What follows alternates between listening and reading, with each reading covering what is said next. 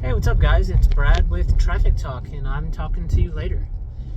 So last time we talked about, in the last video, about me starting out as a $10 an hour intern and turning that into eventually an $18 an hour position, and then my first salary position, I bluffed my employer into getting a raise to $55,000 per year. So in that previous video, we talked a little bit about, bringing value to your company, looking good in the eyes of your boss, and then talked to, nibbled around the edges on some of those things. But in this video, I want to take a little bit of a deeper dive into some considerations into making yourself more valuable and more marketable, so that you're deserving of a raise and that you can kind of pull off a similar thing in the future. So the question is, how does my company determine my value, and how do they determine if I'm worthy of a raise or not? So we're going to talk about a couple of things, but the first thing has to be said that is going to seem obvious at the start, but I'm still shocked today at how many people just kind of disregard this. But the first things first is, as a manager, in my book, you get 50 points for showing up to work on time and being consistent. It's kind of like going to grade school and they say, write your name on the test and you get 50 points. It's the same thing. It's such a small act, but it just shows that, it's a baseline level of responsibility and a baseline level of respect for kind of the rules, and just the, that you're disciplined, and, you kind of want to be there. So just getting that out of the way, just show up on time. It's a big deal. I mean, all things else being equal, if you got two people that are exactly the same, they put out exactly the same amount of horsepower, but one calls in, every third day, or they make up lame excuses like their phone, updated, every week, and that's why they're late, so they missed their alarm. Just show up on time. Who's the boss gonna go with if they had to pick between the two? Well, it's gonna be the one that showed up on time. So just make an effort to do that. So I'm gonna move past that, but really want to stress the importance of showing up to work on time. So once you show up to work on time, now you got to earn the other 50 points, right? So you've written your name on the test. Now it's time to bring value to the company, to your job role, to your team. So there's a couple different things that go into that. So the first thing that I will say is, especially early on in your career, is having a desire and an ability to learn. Be coachable. So, go in with a desire to look at the kind of the base, the fundamental thing that the company is trying to do. So understand the fundamentals of the business, do some research on the business model, but kind of have a general grasp of what is trying to be achieved by the company, then try and have a grasp of what is trying to be done by the department or the role that you're in at the company. But when your boss or whomever is trying to teach you something, take notes, try and figure things out on your own, but then don't be scared to ask questions, right? And ask meaningful questions. So having an ability and a hunger to learn is a very valuable skill. Another thing that you can do to bring out value to your team, company, etc., is the ability or just desire to be helpful. It sounds simple again, but there are so many people that almost get offended if somebody comes and asks for help with something that's quote unquote not your job. Now, it's important to understand, I'm not saying that it's not okay to never say no. It's important to have healthy boundaries. But saying something like, oh man, I actually don't know how to do that, but I know how to help find the answer, or I can point you in the right way.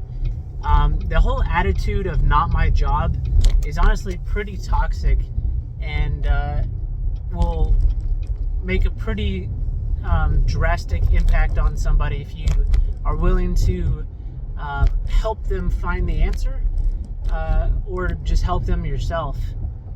But like I said, there's a fine line there with with healthy boundaries and getting your own work done.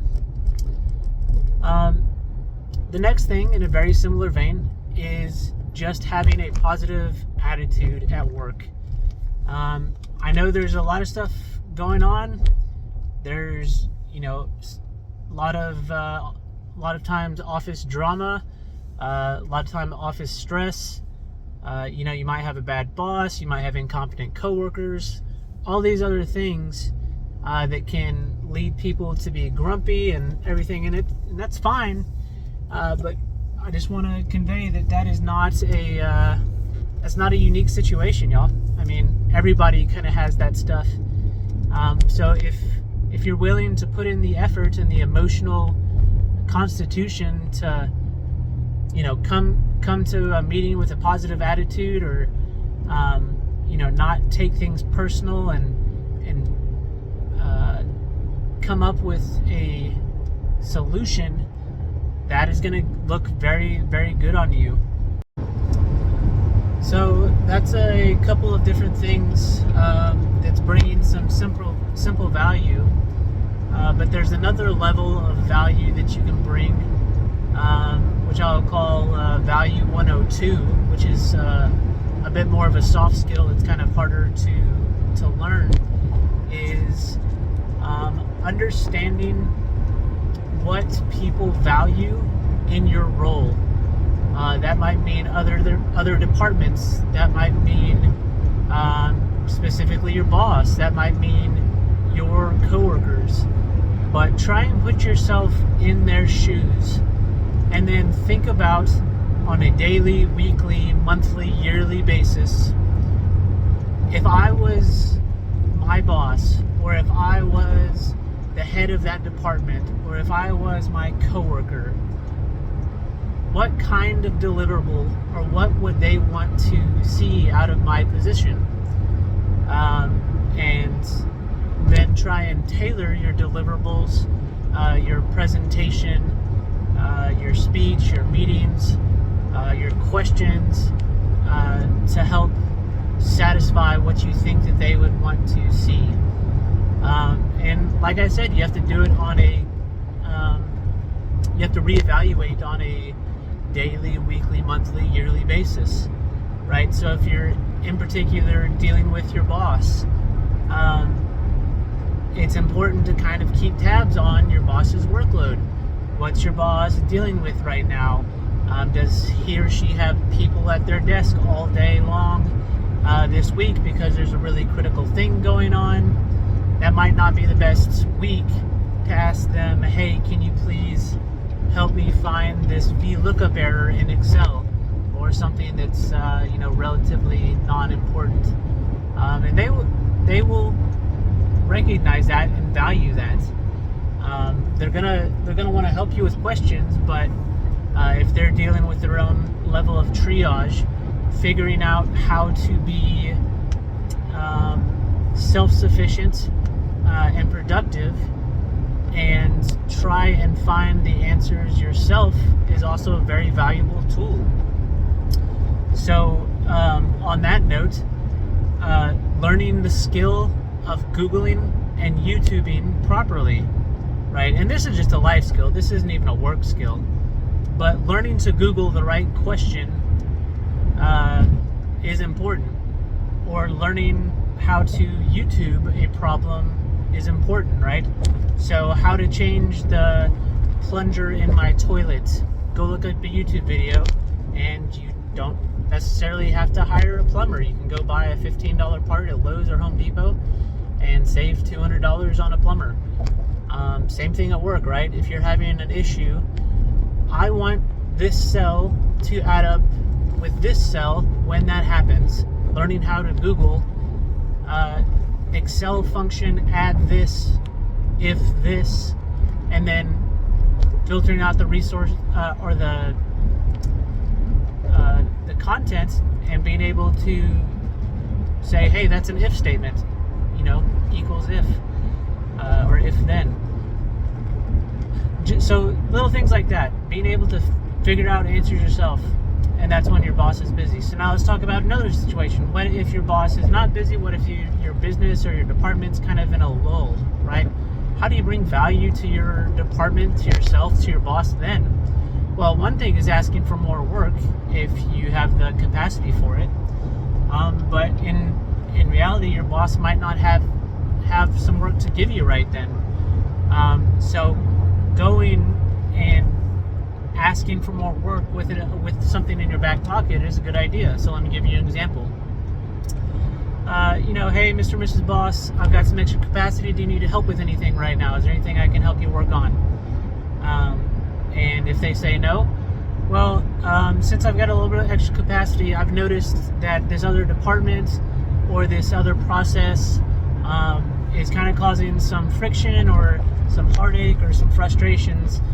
Is it okay with you if I look into that and see if I can help streamline that process, or look into that, or just learn more about what this other department does?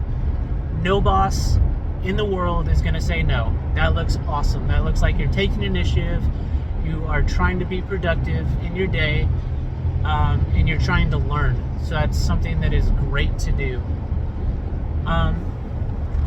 Same thing with like catering your speech in meetings, right, with other departments, is saying something like, think of it like a date. If all you go into in the meeting is like, hey, how can your department help me with my headaches?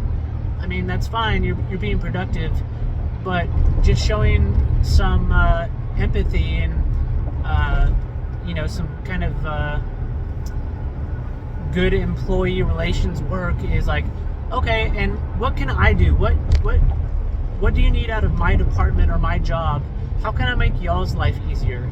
Because I don't know what y'all do with my stuff, and if there's something I can tweak that takes me an extra 15 minutes, but it saves you guys 4 hours on the back end, well, of course I'm going to do that. That's a win for everybody.